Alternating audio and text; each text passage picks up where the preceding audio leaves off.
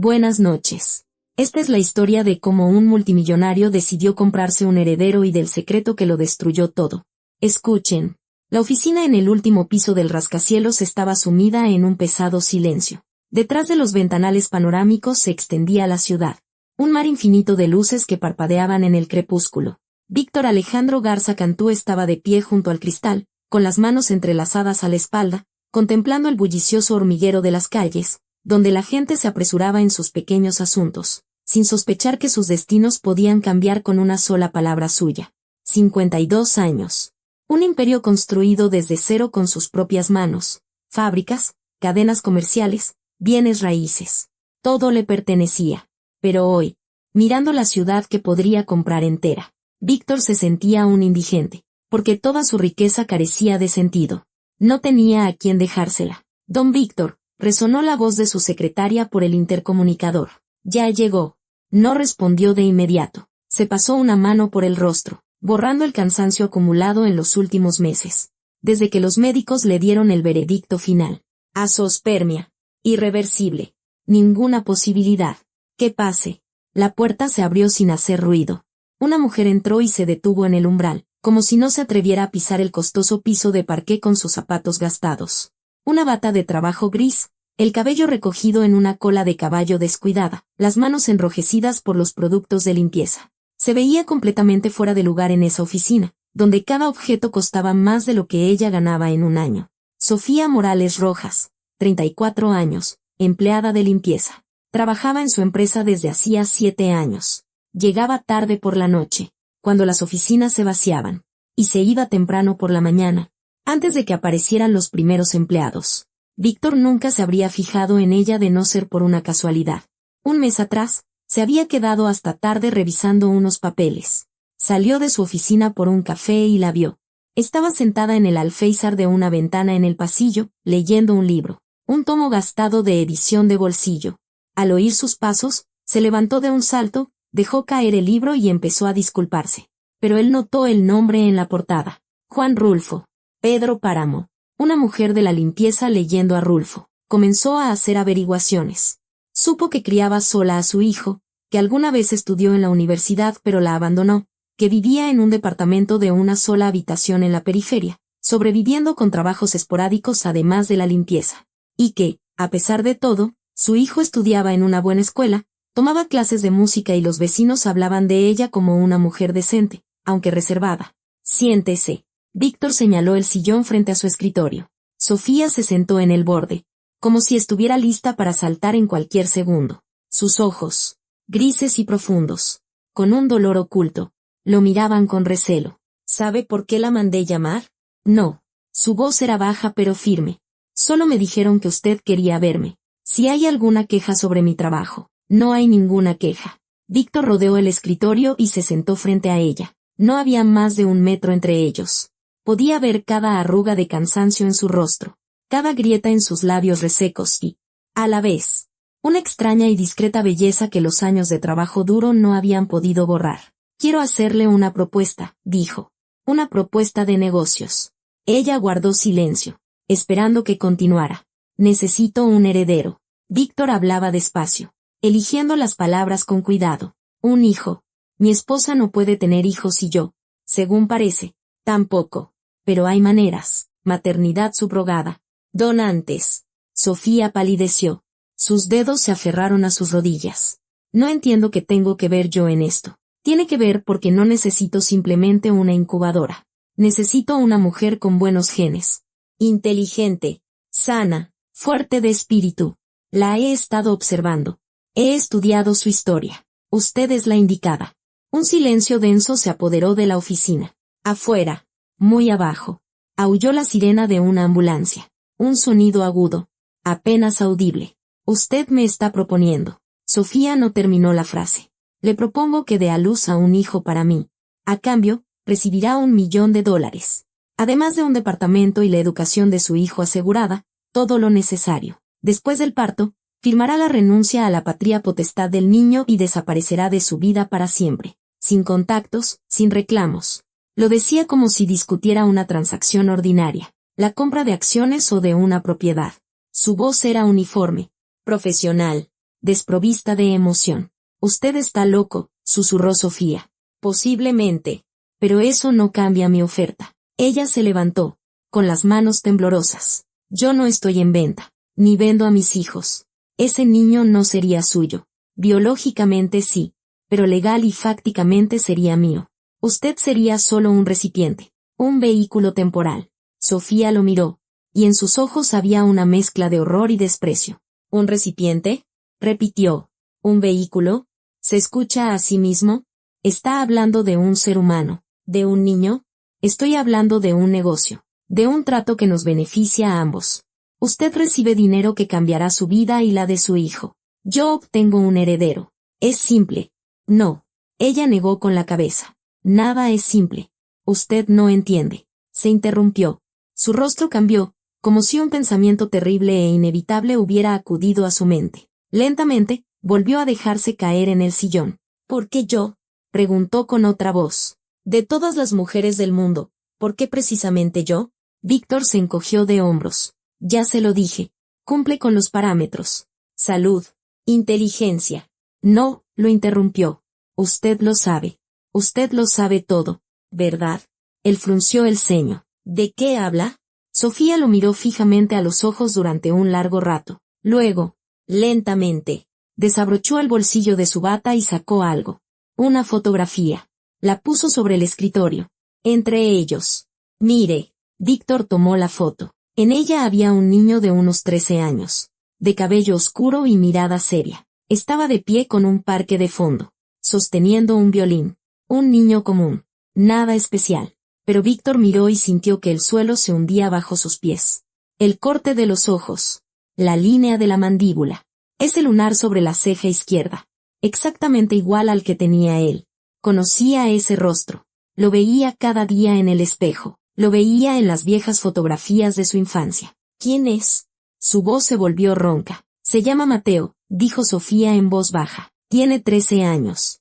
Es su hijo. Don Víctor. Su único hijo. Víctor se desplomó en su sillón. La fotografía se le escapó de los dedos debilitados y planeó hasta el suelo. 14 años atrás. Otra ciudad. Otra vida.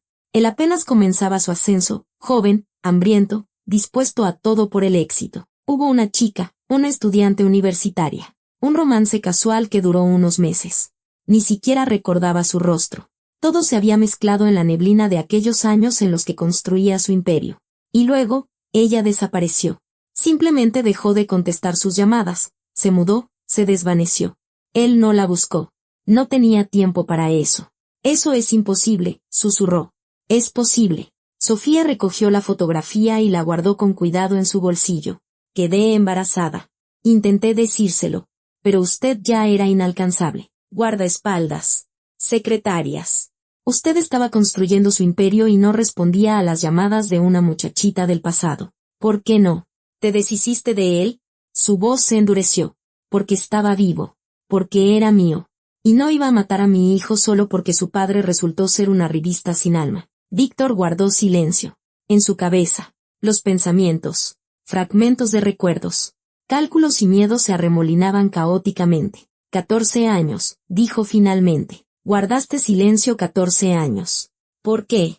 Porque no nos necesitaba entonces y no nos necesita ahora. Pero el dinero. Vivías en la miseria. Mientras yo. Vivíamos con honestidad, lo cortó Sofía. Sin limosnas, sin humillaciones. Mateo sabe que su padre es un mal hombre que abandonó a su madre. Con eso es suficiente. Se levantó. Así que, don Víctor, quería un heredero, ya lo tiene. 13 años. Es un estudiante de excelencia, toca el violín, sueña con ser ingeniero, pero no lo obtendrá. Por ningún dinero del mundo. Se giró hacia la puerta. Espera. La voz de Víctor era casi una súplica. Por favor. Espera. Sofía se detuvo, pero no se volvió. Quiero verlo. No. Tengo derecho. Finalmente. Ella se giró, y en sus ojos había furia. ¿Qué derecho? Usted no lo meció por las noches cuando estaba enfermo. No le enseñó a caminar. No le leyó cuentos. No trabajó en 3 lugares distintos para comprarle una chamarra de invierno. Usted ni siquiera sabía que existía. Y no porque yo lo ocultara, sino porque a usted no le importó. Yo no sabía. Usted no quiso saber. Son cosas diferentes. Agarró el pomo de la puerta. Renuncio. Búsquese otra mujer de la limpieza y otra madre sustituta. Quizá el dinero resuelva todos sus problemas. Pero no este. La puerta se cerró tras ella con un suave clic. Víctor se quedó solo. Afuera, la ciudad continuaba viviendo su vida, indiferente, infinita. Y él, sentado en su sillón que costaba más que el salario anual de Sofía, se sentía el hombre más pobre de la tierra. Tenía un hijo, 13 años, un violín, sueños de ser ingeniero, y no tenía ningún derecho sobre él. Durante 3 días, Víctor no salió de casa. Canceló todas sus reuniones, apagó los teléfonos y se encerró en su mansión en las afueras de la ciudad, donde su esposa, Cristina, vivía desde hacía tiempo en un ala separada, y solo se cruzaban en eventos oficiales. Bebió. Por primera vez en muchos años, bebió de verdad, como bebían su padre y su abuelo, como beben los hombres que no tienen a dónde huir de sí mismos. Tequila añejo, whisky, vodka. Todo se mezclaba en un río turbio que debía arrastrar los recuerdos, pero que en lugar de eso, solo los hacía más vívidos. La estudiante, Sofía. Ahora recordaba, no todo, pero sí mucho. La biblioteca de la universidad, donde dio una conferencia sobre negocios. La chica tímida de ojos grises que se acercó a hacerle una pregunta y se quedó a tomar un café. Luego a cenar. Luego en su departamento de soltero, que olía a cigarros y ambición. Unos meses de una felicidad semiolvidada, y después, el trato que lo cambió todo. Un inversor de la capital, dispuesto a inyectar dinero en su primera fábrica, pero con una condición: mudanza inmediata y nada de ataduras que pudieran distraerlo del trabajo. Víctor eligió el dinero, como siempre lo había hecho. Al cuarto día, ya sobrio, llamó a su detective personal, Bernardo Mendoza. Un hombre sin edad y sin conciencia que sabía encontrar cualquier información sobre cualquier persona. Necesito saberlo todo, dijo Víctor, mirando a Bernardo con los ojos inflamados. ¿Dónde vive ella? ¿Dónde estudia el muchacho? Sus amigos, sus hábitos, sus rutas, todo. Bernardo no hizo preguntas. Por eso lo valoraba. Una semana después, sobre el escritorio de Víctor había una carpeta del grosor de 3 dedos. Sofía Morales Rojas. Nacida en un pequeño pueblo del este del país. Padre minero, muerto de silicosis cuando ella tenía 12 años. Madre maestra, consumida por el cáncer 5 años atrás. Ingresó a la universidad, a la Facultad de Filosofía y Letras. La abandonó en el 3er año. Motivo: embarazo. Trabajó como vendedora, mesera, costurera, empleada de limpieza. Nunca recibió ayudas del gobierno, nunca pidió ayuda. Rentó departamentos cada vez más baratos, hasta que se estableció en un cuchitril de una sola habitación en la colonia más alejada de la ciudad, donde las paredes se congelaban en invierno. Y a pesar de eso, su hijo estudiaba en una de las mejores escuelas de la ciudad, gratis, gracias a un programa para niños superdotados. Ganaba los primeros lugares en las olimpiadas de matemáticas y física.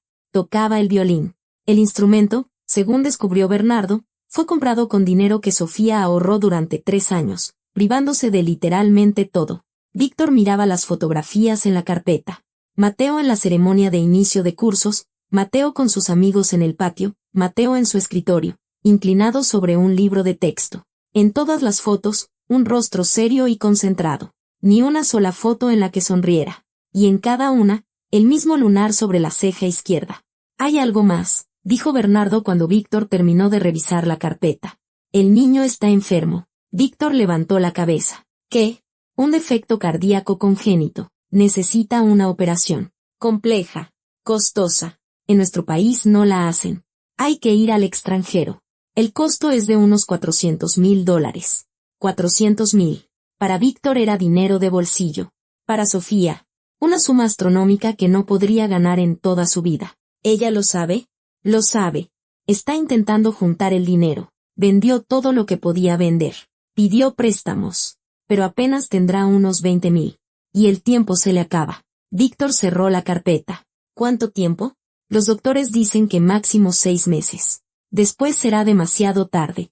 Esa noche, Víctor no durmió. Se quedó sentado en su oficina, mirando la fotografía de Mateo que había sacado de la carpeta y escondido en un cajón de su escritorio. Y pensó, podía simplemente transferir el dinero, pagar la operación anónimamente, desaparecer, permitirle seguir viviendo como lo habían hecho. Eso sería lo correcto, sería lo digno. Pero Víctor Garza no se había convertido en quien era tomando decisiones dignas.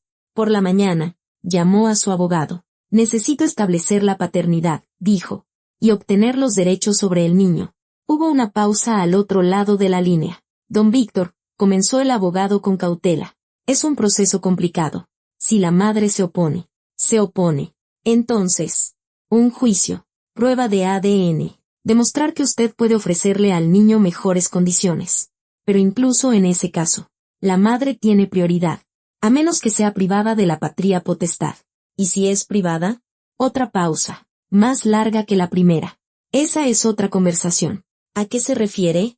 Me refiero a que trabaja como empleada de limpieza. Vive en la miseria. No puede pagar el tratamiento de su hijo. Eso podría calificarse como incumplimiento de las obligaciones parentales. No, teóricamente. El abogado se sentía claramente incómodo. Pero, don Víctor, debo advertirle. Esos casos son sucios. Atraen la atención. La prensa. La opinión pública. No me interesa la opinión pública. Me interesa el resultado. Prepare los documentos. Víctor colgó y se reclinó en su sillón. Afuera amanecía. Un alba gris inundaba la ciudad con una luz mortecina. En algún lugar de allí, en su diminuto departamento, Sofía probablemente ya se había despertado. Quizá le preparaba el desayuno a su hijo antes de la escuela, quizá contaba los centavos, tratando de averiguar cómo llegar a fin de quincena. Ella lo odiaba. Tenía derecho a odiarlo, pero le había robado 13 años. 13 años que podría haber pasado con su hijo. 13 años que nadie le devolvería jamás. Víctor no sabía perdonar y no sabía perder. La guerra había comenzado. El primer golpe llegó una semana después. Sofía llegó a casa tras su turno de noche y encontró una notificación de desalojo en la puerta. El dueño del departamento que había rentado durante 8 años necesitaba la propiedad de repente para uso personal. Tenía 30 días para mudarse. No sabía que el día anterior, el propietario había recibido una oferta imposible de rechazar, el triple del precio de mercado solo por deshacerse de una inquilina incómoda. El segundo golpe siguió unos días después. A la escuela donde estudiaba Mateo llegó una inspección. Una queja anónima sobre un alumno del programa para superdotados que había obtenido su lugar de forma ilegal, por palancas. La inspección, por supuesto, no encontró nada. Mateo era, en efecto, uno de los mejores alumnos de la escuela. Pero el simple hecho de la investigación, los interrogatorios, las miradas de reojo de los maestros, todo dejó una marca. Mateo regresó a casa ese día en silencio. Se encerró en su cuarto, o más bien, en el rincón de la única habitación que habían separado con un ropero, y no salió hasta la noche. «Mamá», preguntó durante la cena, picoteando una sopa de fideo con el tenedor. «¿Por qué mi papá nos abandonó?» Sofía se quedó helada. En 13 años. Él solo había hecho esa pregunta un par de veces. Y cada vez. Ella respondía lo mismo, era un mal hombre. Eligió el dinero en lugar de a nosotros. Pero ahora, algo en los ojos de su hijo le decía que esa respuesta no sería suficiente. ¿Por qué preguntas? En la escuela dicen. Mateo no levantaba la vista, que no tengo papá porque soy ilegítimo, que mi mamá era una. Se calló, incapaz de pronunciar la palabra. Sofía sintió una oleada de furia fría crecer dentro de ella. Sabía quién estaba detrás de todo esto. Lo sabía y no podía probar nada. «Mírame», dijo. Y Mateo levantó la cabeza. «Eres lo mejor que me ha pasado en la vida. Eres mi orgullo, mi felicidad, mi razón de ser. Y no me importa lo que diga la gente que no nos conoce. ¿Entendiste?» Él asintió, pero en sus ojos había dolor. El mismo dolor que ella se había esforzado tanto por ocultarle todos esos años. Por la noche, cuando Mateo se durmió, Sofía se sentó en la cocina y miró la oscuridad tras la ventana. Comprendía lo que estaba pasando. Comprendía que esto era solo el principio. Víctor Garza le había declarado la guerra, y ella, una empleada de limpieza sola con un hijo enfermo, no tenía armas para defenderse. Pero no pensaba rendirse. No por ella, sino por Mateo. Sacó su teléfono y marcó un número que no había marcado en muchos años. 3 tonos. 4. 5. «Bueno», respondió una voz femenina somnolienta. «Elena», dijo Sofía. «Soy yo. Necesito ayuda». Elena Ríos llegó al día siguiente. Una mujer alta y delgada, de pelo corto y ojos que habían visto demasiado. Alguna vez, ella y Sofía habían estudiado juntas en la universidad, vivido en el mismo cuarto de la residencia estudiantil, compartido el último paquete de sopa antes de recibir la beca. Luego la vida las llevó por caminos diferentes, pero hay lazos que no se rompen, sin importar cuántos años pasen. Ahora, Elena trabajaba como periodista. No de las que escriben sobre fiestas de sociedad y desfiles de moda, sino de las que escarban en el lodo, destapan tramas de corrupción, destruyen carreras y, a veces, vidas. Le temían, la odiaban, pero la leían. Cuéntamelo todo, dijo, sentándose en el sofá hundido del diminuto departamento de Sofía. Desde el principio. Y Sofía le contó. Sobre el amor de juventud, el embarazo, los años de silencio, el encuentro en la oficina, la guerra que había comenzado. Elena escuchó en silencio, sin interrumpir. Cuando Sofía terminó, se quedó mirando por la ventana un largo rato, tamborileando los dedos en su rodilla. Garza, dijo finalmente. Víctor Garza. ¿Sabes? Hace mucho que quería echarle el guante. ¿A qué te refieres? Su imperio. Elena se volvió hacia su amiga. No creció de la nada. En los 90, cuando todo esto empezaba, hubo mucha porquería. Adquisiciones hostiles, socios desaparecidos, el incendio en la bodega de un competidor que después se fue a la quiebra. Nada probado, por supuesto, pero los rumores persisten. Yo no quiero destruirlo, dijo Sofía en voz baja. Solo quiero que nos deje en paz. Y no lo hará. La gente como él no se rinde. Lo quieren todo o nada. Elena se inclinó hacia adelante. Escúchame con atención. Solo tienes un as bajo la manga, la opinión pública. Un magnate millonario que acosa a una madre soltera para quitarle a su hijo. Esa es una historia que la gente querrá escuchar, que querrá compartir. No quiero exponer a Mateo. ¿Y tienes otra opción? Elena se levantó y caminó por la habitación. Él ya te golpeó. El desalojo. La inspección en la escuela. Es solo el principio. Lo que sigue será peor.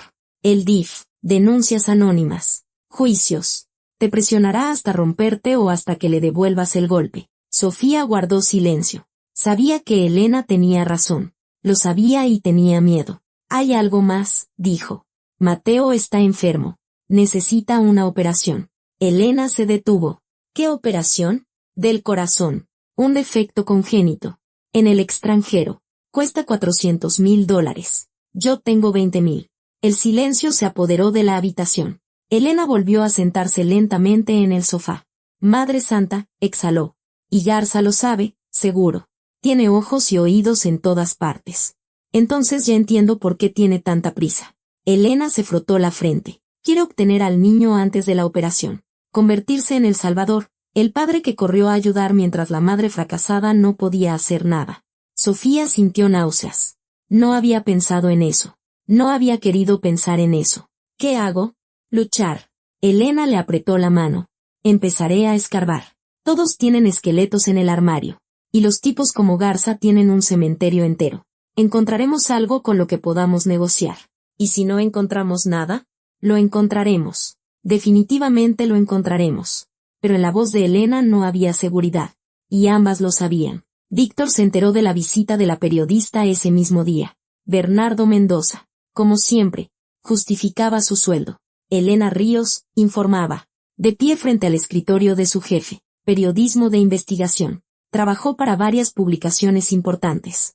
Ahora es freelance. Se especializa en corrupción. Crímenes corporativos. Una mujer muy incómoda. ¿Qué tan incómoda? Hace 3 años.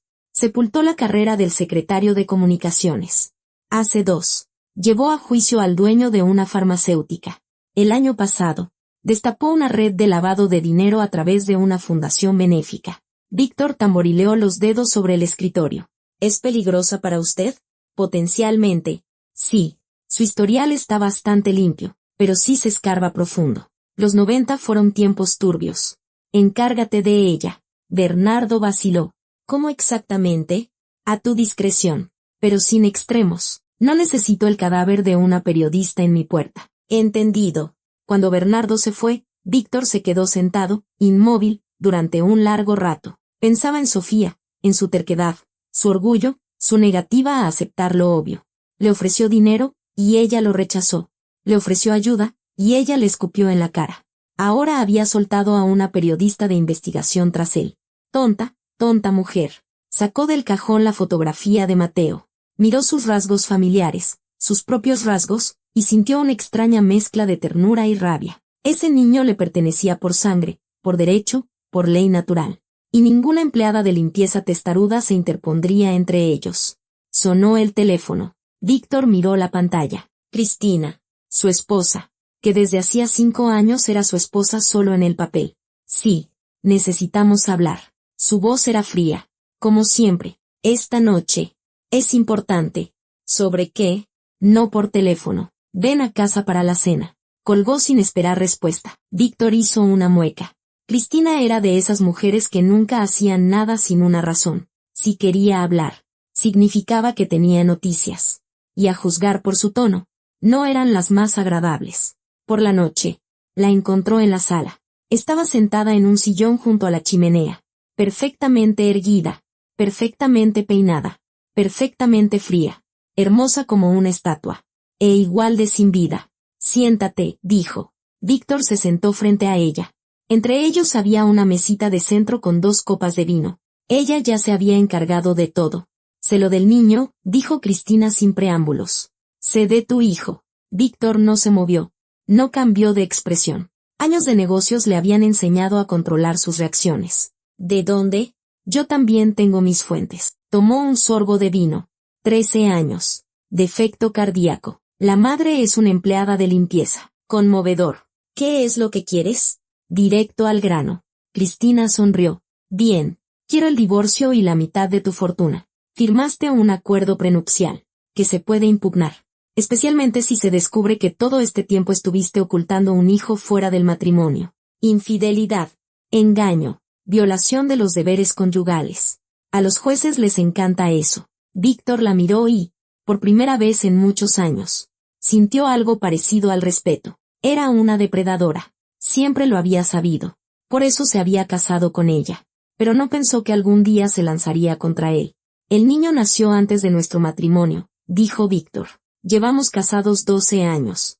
Él tiene 13. No hubo infidelidad. Cristina entrecerró los ojos. No esperaba ese argumento. Pero sabías de él. Todos estos años. Me enteré hace un mes.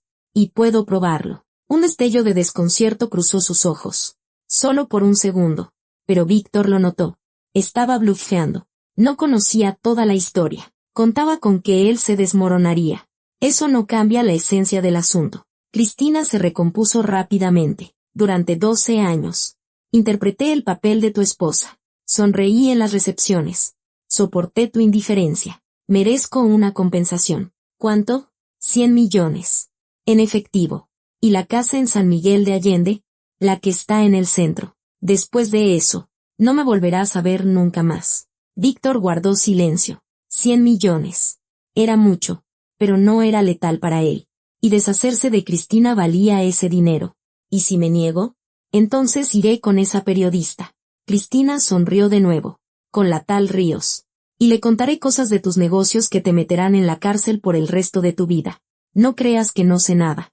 Querido, fui tu sombra durante 12 años. Víctor comprendió que había perdido. Este round, lo había perdido. Lo pensaré, dijo. Tienes 3 días. Ella se levantó y salió, dejándolo solo con su copa de vino intacta y la sensación de que el suelo bajo sus pies se volvía cada vez más inestable. Elena trabajaba rápido. En una semana, desempolvó archivos, habló con viejas fuentes, reactivó contactos que no había usado en años.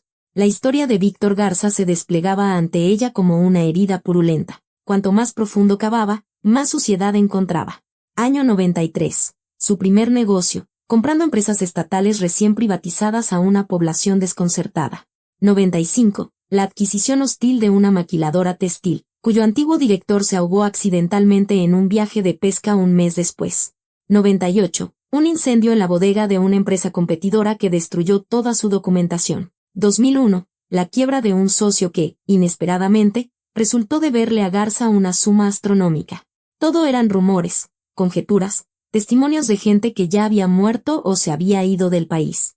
Nada que pudiera usarse en un tribunal, pero suficiente para pintar un cuadro. Es un monstruo, le dijo Elena a Sofía, extendiendo los papeles sobre la diminuta mesa de su cocina. Un verdadero monstruo. Y, además, intocable. Cada vez que alguien intentaba acorralarlo, los testigos desaparecían, los documentos se perdían, los casos se cerraban. Entonces, ¿para qué hacemos todo esto? Porque hay algo más. Elena sacó una fotografía de la carpeta. ¿Lo reconoces?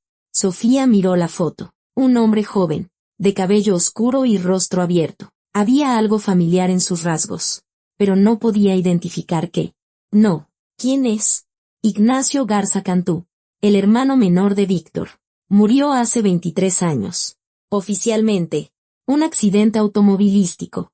Y que un mes antes de morir, Ignacio había demandado a su hermano. Su padre murió y les dejó a ambos hijos una herencia. No un negocio, pero sí una buena cantidad de dinero y propiedades. El capital inicial con el que Víctor comenzó a construir su imperio. Ignacio exigía su mitad, que su hermano de alguna manera había logrado poner a su propio nombre. Sofía sintió un escalofrío recorrerle la espalda. ¿Quieres decir qué? No quiero decir nada. Solo digo que después de la muerte de Ignacio, el caso se cerró. Sin herederos, sin reclamos. Víctor lo obtuvo todo y lo convirtió en miles de millones. Y la leyenda de que construyó su imperio desde cero, con sus propias manos, se la inventó él mismo. Pero eso fue hace 23 años. ¿Qué tiene que ver con esto? Todo. Elena sacó otro documento. Mira, el informe médico del caso del accidente. Ignacio Garza Cantú, 26 años. Causa de la muerte, múltiples traumatismos incompatibles con la vida. Pero hay un detalle que nadie notó entonces.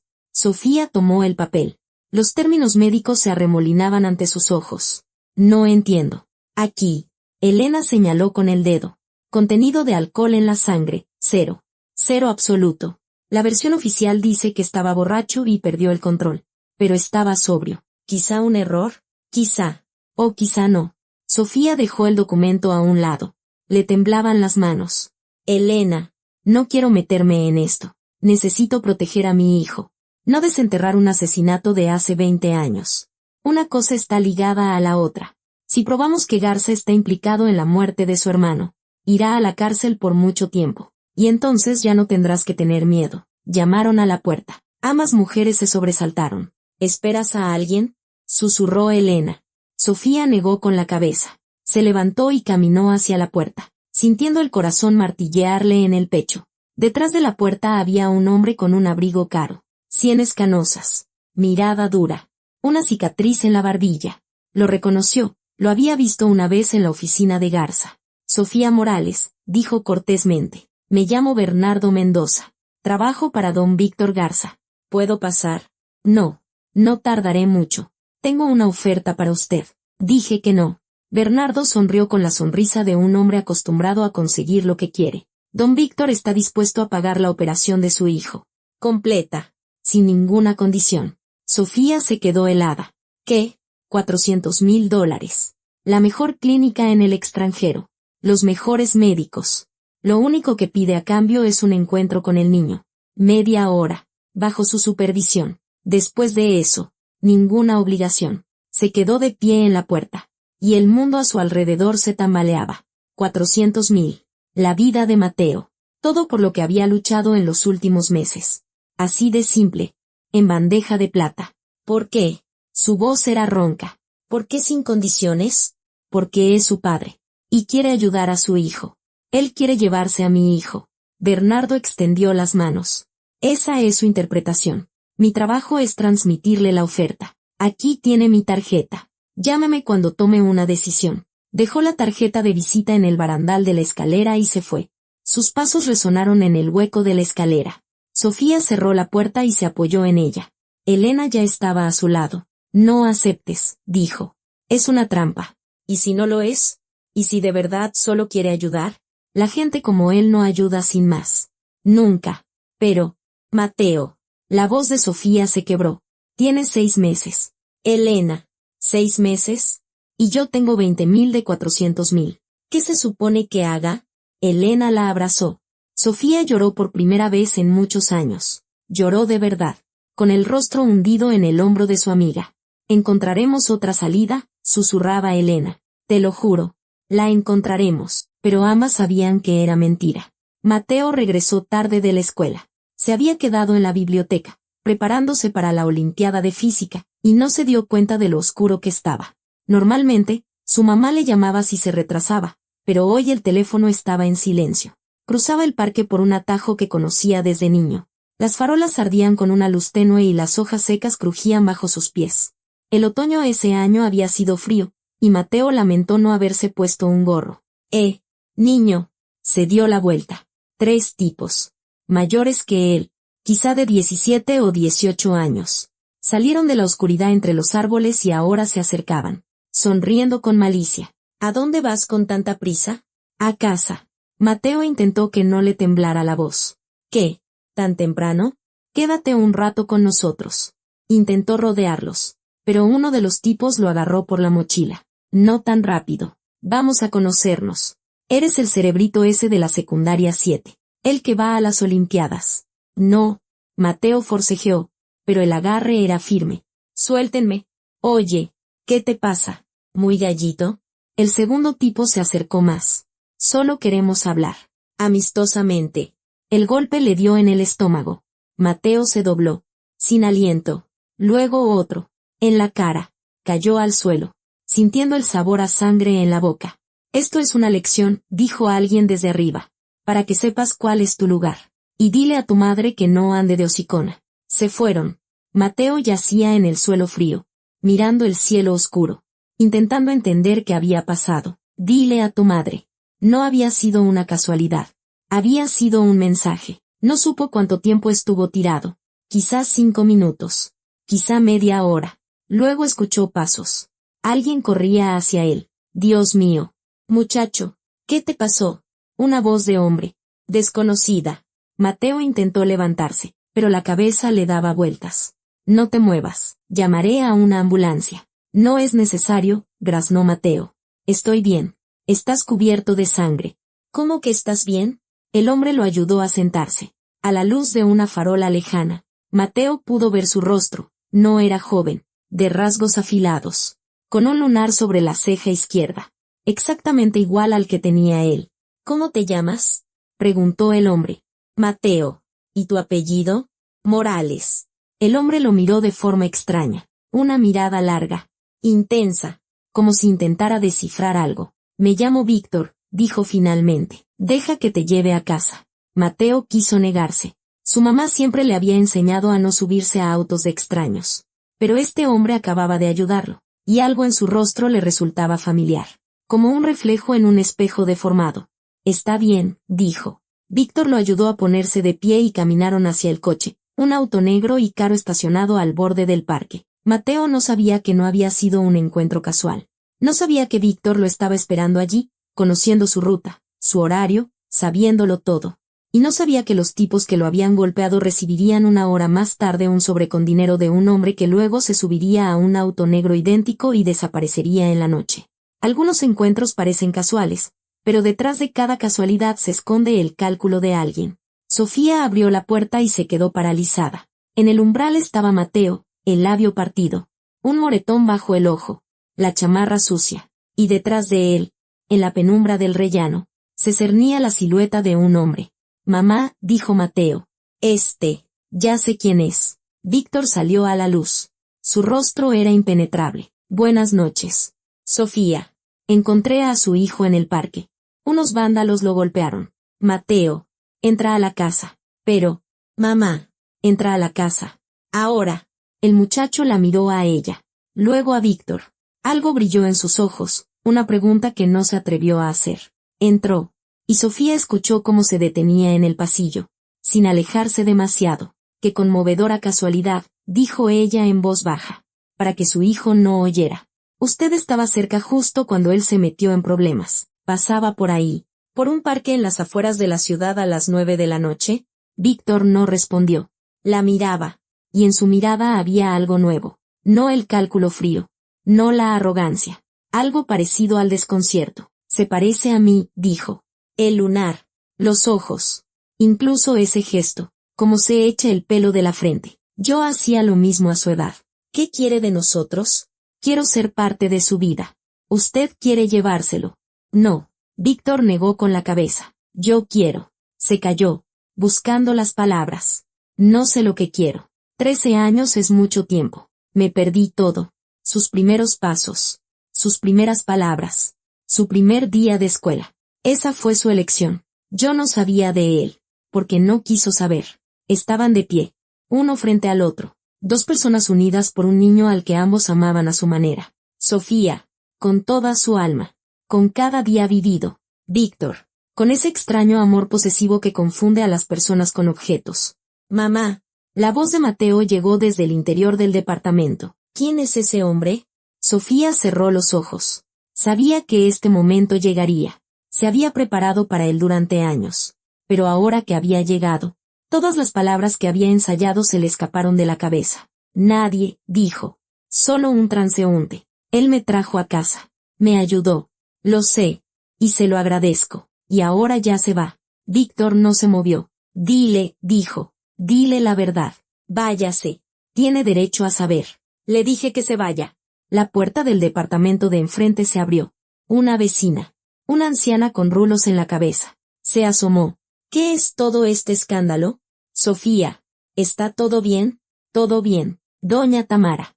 El señor ya se iba. Víctor le dirigió a Sofía una larga mirada, luego asintió, breve y seco, y bajó las escaleras. Sus pasos se apagaron. La puerta del edificio se cerró de golpe. Sofía entró al departamento y cerró con todos los cerrojos. Mateo estaba de pie en medio de la habitación, sosteniéndose una toalla mojada en el labio. ¿Quién es él? Preguntó el muchacho. Vi cómo lo mirabas. ¿Lo conoces? No es importante. Mamá. Mateo se quitó la toalla de la cara. No soy un niño. Tengo 13 años. Tengo derecho a saber. Ella se sentó en el sofá. Las piernas no la sostenían. Es una larga historia. Tengo tiempo. Sofía levantó la vista hacia él. Su hijo, su niño, su vida, su todo. Estaba de pie frente a ella exigiendo la verdad. Y comprendió que ya no podía mentir más. Se llama Víctor Garza, dijo. Es tu padre. Silencio. Mateo permaneció inmóvil, y la expresión de su rostro cambió de la incredulidad a la comprensión, de la comprensión al dolor, ya o dolor a algo parecido a la furia. Mi padre, repitió. El mismo que nos abandonó. No. ¿El que eligió el dinero? Sí. Y aparece ahora.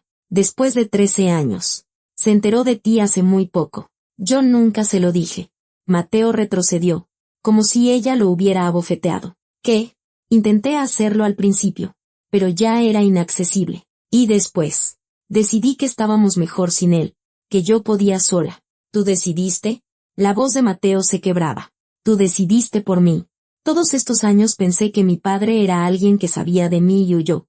Y resulta que simplemente no sabía. Es más complicado de lo que crees. No. El muchacho gritó la palabra tan fuerte que los vecinos debieron haberla oído. Es simple. Me mentiste toda mi vida. Mateo. No me toques. Retrocedió hacia la puerta de su cuarto, o más bien, hacia su rincón tras el ropero. Es rico, ¿verdad? Vi su coche, vi su ropa. Pudo habernos ayudado todo este tiempo. Pudo haber pagado un departamento decente. Pudo. Su voz se rompió. Pudo haber pagado mi operación. Él no sabía. Porque tú no se lo dijiste. Sofía guardó silencio. No tenía nada que responder. Todo lo que su hijo decía era verdad. Quiero hablar con él, dijo Mateo. A solas. Sin ti. No. Es un hombre peligroso. Es mi padre. Es un hombre que está dispuesto a todo para conseguir lo que quiere. Para él no eres un hijo. Eres un premio. Un trofeo. Una forma de continuar su dinastía. ¿Tú qué sabes? Quizá cambió. Quizá quiere. ¿Quiere qué? Sofía se levantó. Amarte. Cuidarte. Él no sabe hacer eso. Mateo. Nunca ha sabido. El muchacho la miró, y en sus ojos había un muro. Ese muro que los adolescentes levantan entre ellos y sus padres cuando se sienten traicionados. Quiero dormir, dijo. Déjame solo. Se fue detrás del ropero. Sofía escuchó el crujido de la cama, el clic del interruptor.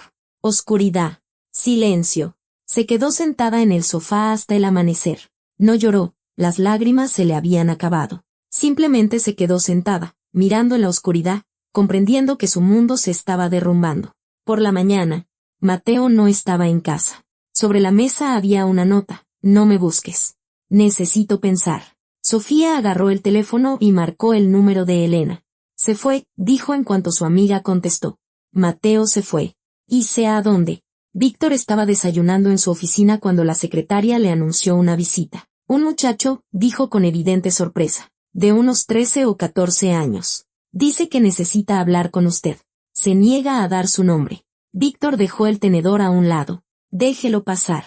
Mateo entró en la oficina y se detuvo junto a la puerta, exactamente igual que su madre unas semanas atrás. Los mismos ojos grises. La misma expresión obstinada. Pero los rasgos eran suyos. De Víctor. El lunar sobre la ceja. La línea de la mandíbula. El corte de los ojos. Hola, dijo Víctor. Te estaba esperando. ¿Sabías que vendría? Tenía la esperanza. Mateo avanzó hacia el interior de la oficina. Se detuvo junto a la ventana y miró la ciudad a sus pies.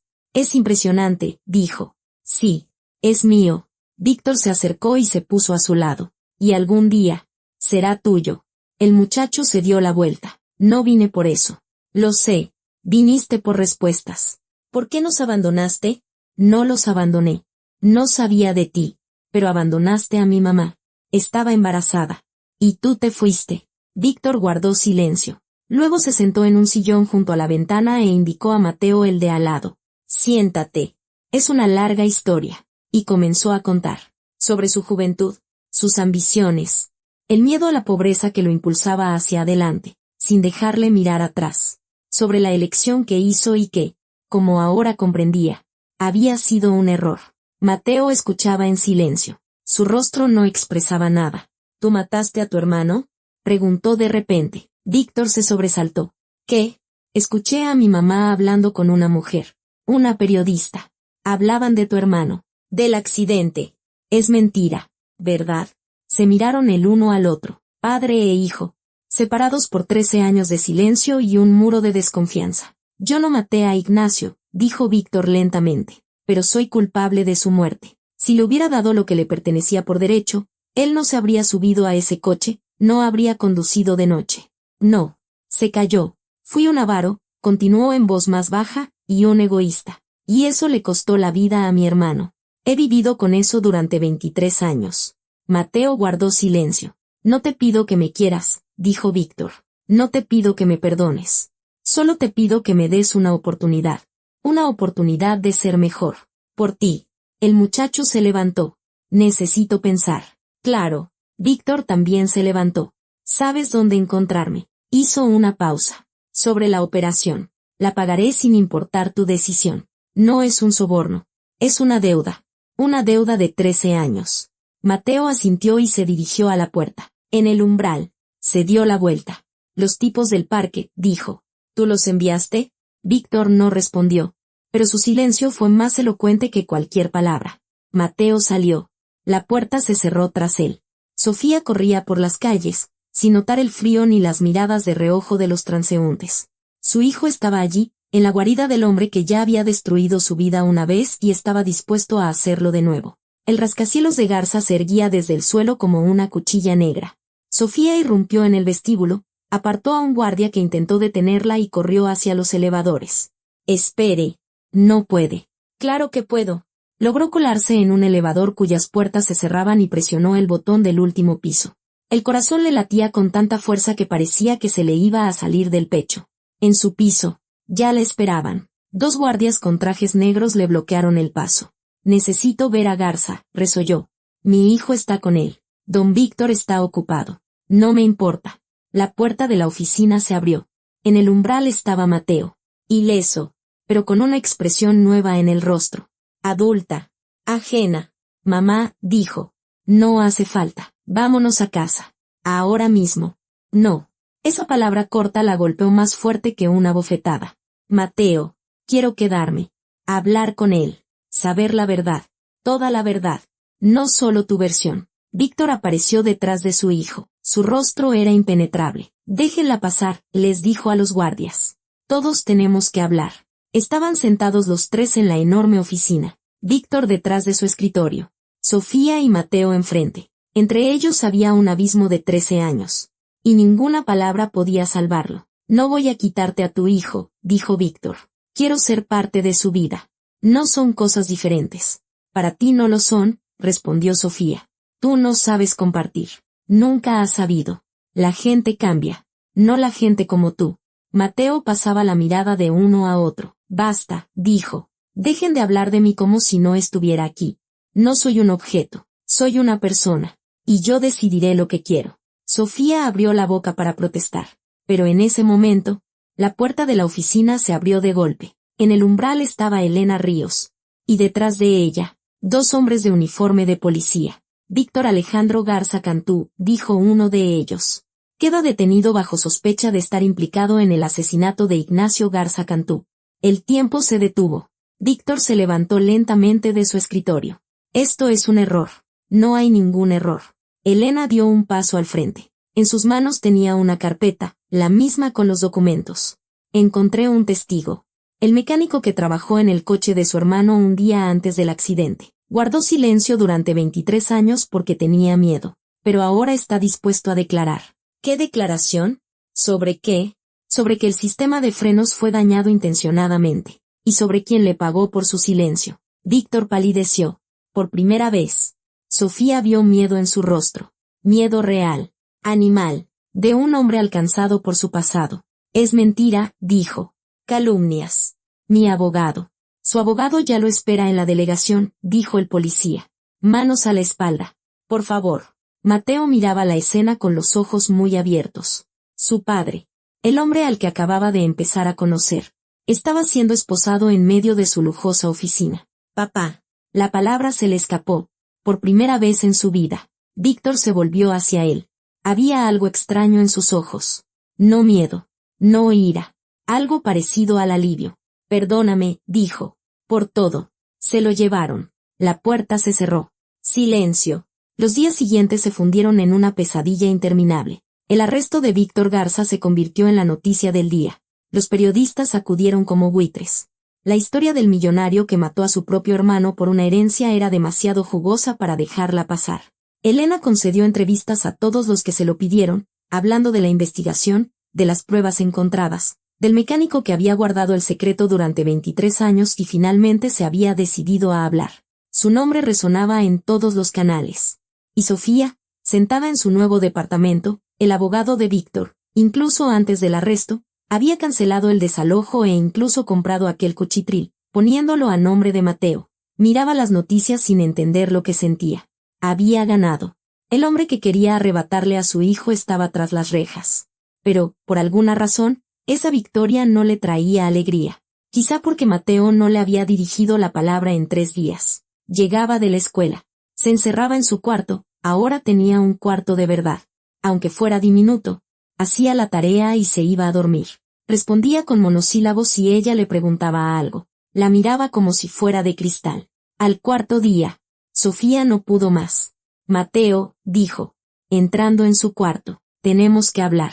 ¿De qué? De lo que pasó. De tu padre. De todo. El muchacho estaba sentado en la cama, con el teléfono en las manos. La miró, y en sus ojos había un vacío. ¿Estás contenta? Preguntó. ¿De que lo hayan metido en la cárcel? Yo. Sofía titubeó. Hizo cosas terribles. Mató a un hombre. A su propio hermano. Hace 23 años. Y después. Durante 23 años. Vivió con eso. Construyó negocios. Ayudó a la gente. Leí que tenía fundaciones benéficas. Hospitales. Escuelas. Eso no significa nada. No anula el asesinato. No. Pero significa que intentó ser mejor. Mateo dejó el teléfono a un lado. Me dijo que era culpable de la muerte de Ignacio. Él mismo me lo dijo. Sin necesidad de policías. Llevó esa culpa toda su vida. ¿Y qué? ¿Quieres justificarlo? No. Quiero entender. El muchacho se levantó. Siempre dijiste que era un mal hombre.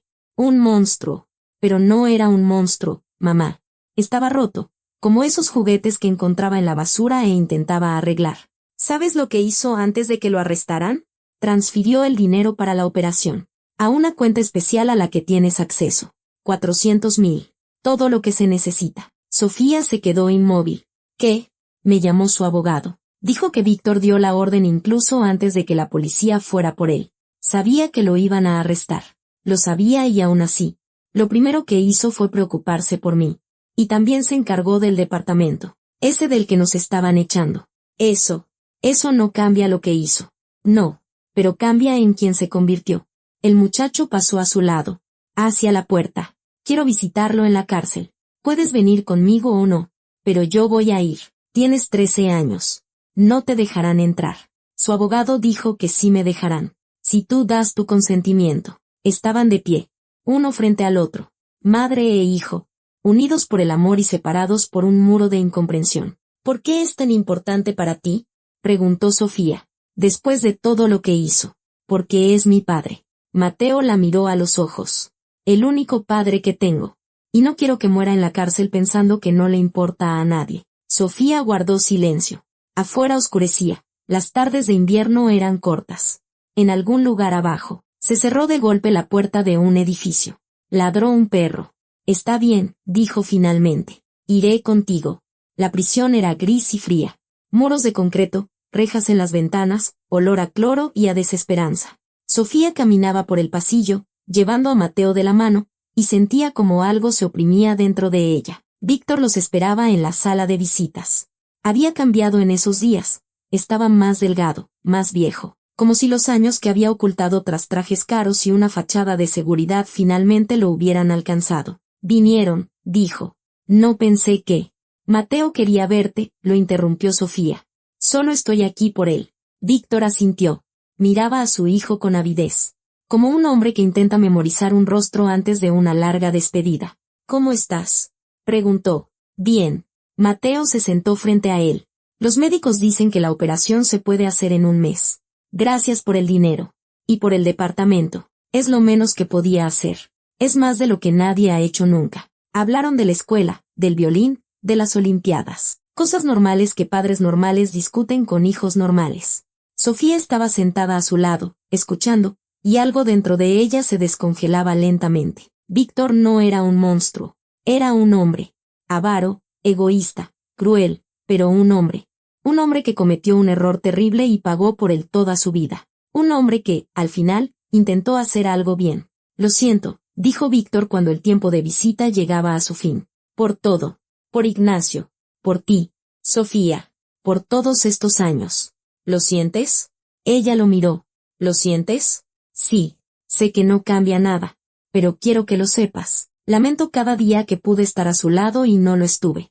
Un guardia golpeó la puerta. El tiempo se había acabado. Mateo se levantó. Vaciló y luego hizo algo que Sofía nunca esperó. Abrazó a su padre. Un abrazo corto, torpe, como el que se dan las personas que apenas están aprendiendo a hacerlo. Vendré otra vez, dijo. Te lo prometo. Víctor asintió. En sus ojos brillaban lágrimas. Las primeras que Sofía veía en ese hombre en todos los años que lo conocía. Salieron de la prisión a la fría tarde de invierno. La nieve caía en grandes copos, cubriendo la ciudad con un manto blanco. Mateo caminaba a su lado, silencioso y pensativo. Mamá, dijo finalmente. Sí, gracias. ¿Por qué? Por dejarme ir, por dejarme decidir a mí. Sofía se detuvo. Miró a su hijo. A ese niño que había crecido tan rápido mientras ella intentaba protegerlo del mundo. Te amo, dijo. Más que a mi vida. Y estaré a tu lado. Pase lo que pase. Mateo sonrió por primera vez en muchos días. Lo sé. Caminaron a casa por las calles nevadas, pasando junto a ventanas iluminadas, junto a gente que se apresuraba a sus asuntos. Dos personas, unidas por la sangre y el amor, caminando hacia un futuro desconocido. Y en algún lugar detrás, en un edificio gris tras un alambre de púas, un hombre estaba sentado en su celda, mirando por una pequeña ventana. Lo había perdido todo, dinero, poder, libertad. Pero por primera vez en muchos años, sentía algo parecido a la paz. Su hijo había venido a verlo. Su hijo lo había abrazado. Su hijo había prometido volver. Quizá esa era la verdadera riqueza, la única que importaba. Pasó un año. La primavera llegó temprano. Ya en marzo la nieve se había derretido, y la ciudad se ahogaba en charcos y luz de sol. Mateo estaba de pie junto a la ventana de una habitación de hospital, mirando los árboles que despertaban. A su espalda, los monitores emitían pitidos, marcando el ritmo de un corazón nuevo. La operación había sido un éxito. 3 meses atrás, en la mejor clínica del extranjero, con los mejores cirujanos, pagada con el dinero del hombre que estaba en la cárcel por el asesinato de su propio hermano. Una ironía del destino que Mateo, a sus 14 años, entendía demasiado bien. Sí, había cumplido 14. Celebró su cumpleaños en cuidados intensivos, entre la vida y la muerte, mientras los médicos luchaban por su nuevo corazón. Su madre se sentó a su lado, sin moverse ni un minuto, y en algún lugar lejano, En una celda de prisión preventiva, su padre esperaba su sentencia. Mateo, la voz de su madre llegó desde la puerta. «Tienes una visita». Se dio la vuelta. En la puerta estaba Bernardo Mendoza, el mismo hombre de la cicatriz en la barbilla que una vez había ido a su casa con una oferta de Víctor. Ahora se veía diferente, más viejo, cansado, como si el peso del último año lo hubiera aplastado. «¿Puedo?», preguntó. Mateo asintió. Sofía frunció el ceño, pero no dijo nada. Bernardo entró y se detuvo junto a la cama. En sus manos tenía un sobre. «Es de parte de don Víctor», dijo. «Me pidió que se lo entregara personalmente». «¿Por qué no por correo?». «Porque es una carta especial. Y porque quería que la leyeran ambos. Juntos». Mateo tomó el sobre. Papel grueso. Una caligrafía familiar en el anverso. Su nombre, escrito con tinta. «La sentencia se dictó ayer», dijo Bernardo en voz baja. 15 años. Teniendo en cuenta su edad y estado de salud. Es prácticamente cadena perpetua. Sofía se estremeció. Mateo guardó silencio, sosteniendo el sobre en sus manos. Quería que supieran que no apelará a la sentencia. Cree que se lo merece. Por Ignacio. Por todo lo demás. ¿Por la golpiza en el parque?, preguntó Mateo. También cree que se lo merece por eso. Bernardo bajó la vista. Se arrepiente de eso más que de nada. Dice que fue el peor acto de su vida, hacerle daño a su propio hijo para luego hacerse el salvador. Me pidió que le dijera que entenderás si nunca lo perdonas. Mateo abrió el sobre en silencio. Dentro había varias hojas escritas con una letra pequeña. Empezó a leer, primero para sí mismo. Luego, al ver la mirada de su madre, en voz alta. «Querido Mateo, cuando leas esta carta, ya me habrán sentenciado. Lo sé con la misma certeza con la que sabía, aquel día, que el mecánico había dañado los frenos del coche de Ignacio. Hay cosas que no se pueden cambiar. Solo se pueden aceptar. Hace mucho tiempo, vivían 2 hermanos. El mayor era avaro, el menor, bueno. Su padre murió, dejándoles una herencia a ambos, un poco de dinero, una casa vieja, unas tierras. Habría sido suficiente para vivir decentemente. El mayor quería más. Engañó al menor, falsificó documentos, se lo quedó todo. El menor lo demandó, y entonces el mayor se asustó. Le pagó a un hombre para que asustara a su hermano. Pero ese hombre hizo su trabajo demasiado bien. Yo no quería matar a Ignacio, pero lo maté. Y viví con eso 23 años, construyendo hospitales, ayudando a extraños, intentando comprar el perdón de mi conciencia. Nada funcionó. Y entonces me enteré de ti. Mateo, no puedo explicar lo que sentí. Fue como si tuviera una oportunidad de empezar de nuevo. Pero no pude ser diferente. Estaba demasiado acostumbrado a resolver los problemas con fuerza y dinero. Cuando tu madre me rechazó, empecé una guerra. Cuando no se rindió, te ataqué a ti. Los tipos del parque, sí, fui yo. El acto más vil de mi vida. Peor que lo de Ignacio, porque a mi hermano lo maté por miedo, pero a ti te herí con un cálculo frío. No pido perdón. Algo así no se perdona. Pero cuando me llamaste, papá, allí en la oficina, cuando se me llevaban, por primera vez en 23 años me sentí humano. Toda mi fortuna, lo que queda después del divorcio de Cristina y las multas, pasará a un fideicomiso a tu nombre. Tendrás acceso a él a los 21 años. No es un soborno. Es la herencia que le robé a Ignacio. Ahora vuelve a la familia. Cuida a tu madre. Es la persona más fuerte que he conocido. El lunar sobre la ceja izquierda. Ignacio lo tenía igual. Y mi padre también. Es la marca de nuestra estirpe.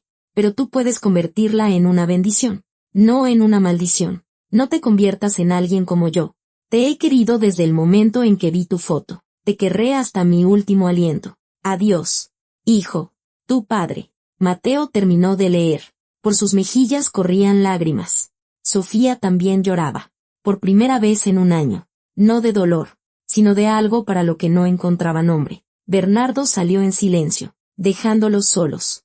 Pasaron otros 3 años. Mateo terminó la preparatoria con mención honorífica. Ingresó a la universidad, a la Facultad de Ingeniería, como siempre había soñado. Su corazón latía de forma regular y fuerte. El lunar sobre su ceja izquierda no se convirtió en una maldición, sino en un recordatorio del precio de los errores y de la posibilidad de elegir un camino diferente. Sofía trabajaba como administradora en un hotel. Nunca tocó el dinero de Víctor, lo guardaba para su hijo, para su futuro. El departamento que el abogado de Víctor había puesto a nombre de Mateo antes del arresto se convirtió en su verdadero hogar. el primero en muchos años. Elena Ríos escribió un libro, El caso Garza. Llamaba de vez en cuando para saber cómo estaban. Su amistad había sobrevivido a mucho, pero algo entre ellas cambió para siempre. Cristina obtuvo su divorcio y su dinero. No los 100 millones que exigía, pero suficiente para desaparecer para siempre. Se fue al sur, a aquella casa en la costa y, según los rumores, se volvió a casar con un extranjero. Su nombre nunca más se pronunció en su casa. Víctor murió en la cárcel 2 años después de la sentencia. El corazón. El mismo corazón enfermo que había forzado durante años de perseguir el poder y el dinero. Mateo logró llegar un día antes del final. Hablaron durante 4 horas, de todo y de nada, de física, de libros, de las estrellas que Víctor ahora solo veía a través de una ventana enrejada. ¿Me perdonaste?, preguntó Víctor al final. Su voz débil, casi un susurro. Sí, respondió Mateo. Hace mucho. Víctor sonrió. Por primera vez en muchos años. Sonrió de verdad. Y las arrugas de su rostro se suavizaron, como si los años retrocedieran por un instante. Me alegro, dijo. Es todo lo que necesitaba. Murió esa misma noche, en silencio, mientras dormía, con una sonrisa en los labios. El guardia que lo encontró por la mañana contaría después que nunca había visto un rostro tan en paz en un hombre tras las rejas. Al funeral asistieron 3 personas, Mateo, Sofía y el viejo Bernardo. Sin discursos, sin coronas de socios comerciales, sin periodistas, solo una lápida de piedra gris con una simple inscripción. Víctor Alejandro Garza Cantú. Padre. Mateo permaneció largo rato junto a la tumba, tocándose con los dedos el lunar sobre la ceja izquierda, el mismo que tenía su padre, Ignacio, y el abuelo que nunca conoció. No seré como tú, susurró. Te lo prometo, pero te recordaré, no como fuiste, sino como quisiste llegar a ser. El viento mecía la hierba joven en la colina. En la distancia, cantaba un pájaro. El primer pájaro de la primavera que regresaba del sur. Sofía se acercó y tomó la mano de su hijo. Su palma era cálida, familiar, suya. Vámonos a casa, dijo. Caminaron por la avenida del cementerio, madre e hijo, habiendo sobrevivido a tanto y todavía juntos. A sus espaldas, el sol se ponía, inundando el mundo con una luz dorada. Por delante tenían toda una vida, con sus alegrías y tristezas, victorias y derrotas, amor y pérdidas. El precio de la sangre había sido pagado. Las deudas del pasado estaban saldadas. Ahora, simplemente, podían vivir. Y caminaron al encuentro de esa nueva vida, sin mirar atrás.